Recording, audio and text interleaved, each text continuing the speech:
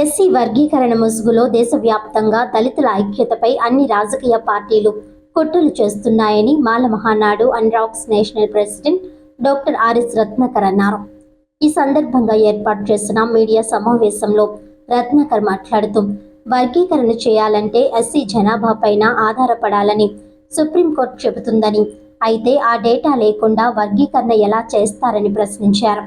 1931లో British వాళ్ళు చివరిసారిగా కులగణన చేశారని, ఆ తర్వాత ఇప్పటి వరకు ఏ ప్రభుత్వము కులగణన చేయలేదని అన్నారు. తెలుగు రాష్ట్రాల్లో చంద్రబాబు నాయుడు, రేవంత్ రెడ్డి వంటి నేతలు ఎస్సీ వర్గీకరణ పేరిట మాల సామాజిక వర్గాన్ని కుట్రపూరితంగా తొక్కే ప్రయత్నం చేస్తున్నారని, అన్ని రాజకీయ పార్టీలు అదే దారి పడుతున్నాయని ఆరోపించారు. ఈ కుట్రలపై మాట్లాడాల్సిన మాల నాయకులు తొత్తులుగా మారిపోయి ఒక్క మాట కూడా చెప్పకపోవడం అత్యంత బాధాకరమని అన్నారు. వర్గీకరణపై నోరు మెదపని మాల నాయకులకు, ప్రజా ప్రతినిధులకు, ఈ కుట్రను సమర్థిస్తున్న రాజకీయ పార్టీలకు శ్రద్ధాంజలి ప్రకటించారు. ఎస్సీలకు దక్కే కొద్దిపాటి రిజర్వేషన్లే లక్ష్యంగా వర్గీకరణ పేరిట చిచ్చు పెట్టే కుట్రలు, దళిత ఐక్యతను చీల్చే కుట్రలు సమర్థవంతంగా తిప్పికొట్టాలని అన్నారు. ఈ కార్యక్రమంలో కొప్పుల ప్రేమ్బాబు, కనికల నాని, బచ్చల చిన్న, బొండు రాజు, కూసి కొండబాబు తదితరులు పాల్గొన్నారు. తెలుగు రాష్ట్రాల్లో ఉన్నటువంటి దళిత సోదరులారా, దేశవ్యాప్తంగా ఎస్సీ వర్గీకరణ ముసుగులో దళితుల ఐక్యతపై కుట్ర జరుగుతూ ఉంది. ఇది ఎస్సీ లిస్టులో ఉన్నటువంటి మిగతా కులాలకి న్యాయం చేసేటటువంటి ప్రక్రియ ఏమాత్రం కానే కదని చెప్పేసి ఈ సందర్భంగా మీకు అందరికీ తెలియజేస్తూ ఉన్నాను. అలాగే మిత్రులారా, మనకి ఎస్సీ రిజర్వేషన్ వల్ల కేవలం 100లో ముగ్గురికే బెనిఫిట్ జరుగుతూ ఉంది. అంటే ఒక ముగ్గురికే ఎస్సీ రిజర్వేషన్ వల్ల బెనిఫిట్ జరుగుతూ ఉంది. అంటే మైన్యూట్ అనమాట. ఈ 100లో ముగ్గురికి ఇచ్చేటటువంటి ఈ సీట్లని దేశవ్యాప్తంగా ఉన్నటువంటి 1108 ఎస్సీ కులాలకు, లిస్టులో ఉన్నటువంటి ఎస్సీ కులాలకు సమంగా పంచుతాడట మోడీ గారు. ఇదే ఎస్సీ వర్గీకరణ అంటే తెలుగు రాష్ట్రాల్లో రేవంత్ రెడ్డి, చంద్రబాబు నాయుడు 59 ఎస్సీ కులాలకు సమంగా పంచుతాడట. ఇదేమి సామాజిక న్యాయం అని చెప్పేసి నేను చంద్రబాబు నాయుడిని, రేవంత్ రెడ్డిని, మోడీ గారిని ప్రశ్నిస్తూ ఉన్నాను మిత్రులారా. ఇది దారుణమైనటువంటి కుట్ర. నిజంగా వారికి ఎస్సీ లిస్టులో ఉన్నటువంటి మిగతా కులాలకి న్యాయం చేయాలనుకుంటే ఎస్సీ రిజర్వేషన్ మరొక 10% పెంచి మిగతా కులాలకి ఇచ్చేయమనండి, నో ప్రాబ్లం.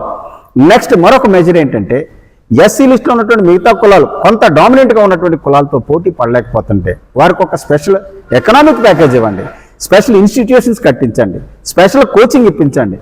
ఇదే రెమెడీ తప్ప ఇచ్చేటటువంటి ఎంగిలి మెతుకుల్లో సమంగా వాటాలు పంచి ఈ వీకెస్ట్ కులాలైనటువంటి ఎస్సీ లిస్టులో ఉన్నటువంటి కులాల మధ్య చిచ్చు పెడితే ఊరుకునే ప్రసక్తి లేదని చెప్పేసి ఈ సందర్భంగా తెలియజేస్తా ఉన్నాను. అలాగే సుప్రీంకోర్టు జడ్జిమెంట్లో క్లియర్గా చెప్పింది మిత్రులారా, ఎస్సీ జనాభా ఎంతో ఎంపిరికల్, డిమాన్స్ట్రేబుల్ డేటాను తీసుకుని చేయమంటే మరి ఏ డేటా మీద ఎస్సీ వర్గీకరణ వేరే కార్యక్రమాలు లేనట్టుగాను ఈ తెలుగు రాష్ట్రాల ముఖ్యమంత్రులు అంత తొందరగా చేశారో నాకైతే అర్థం కావట్లేదు.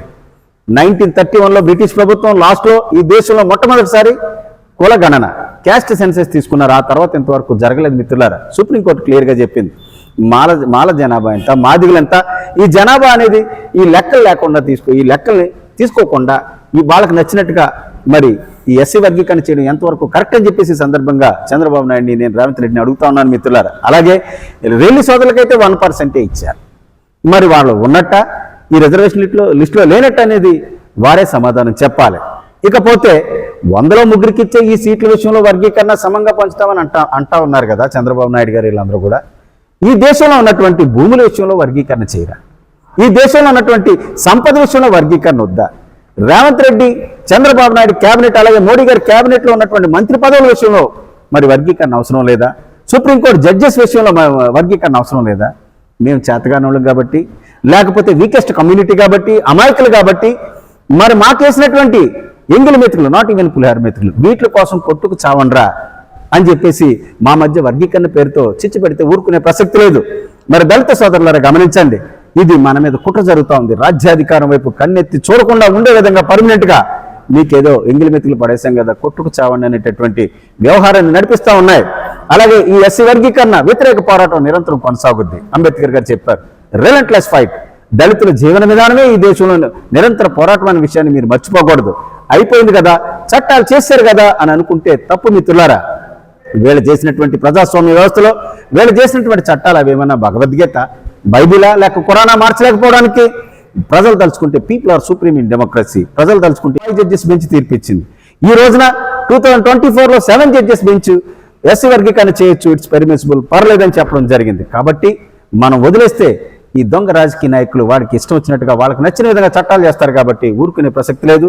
శాంతియుత నిరంతర ప్రజాస్వామ్యత పోరాటం కొనసాగుతుందని చెప్పేసి తెలియజేస్తూ doctor Ratnakar, national president for Mala Mahanadu and రాక్స్. Thank you all.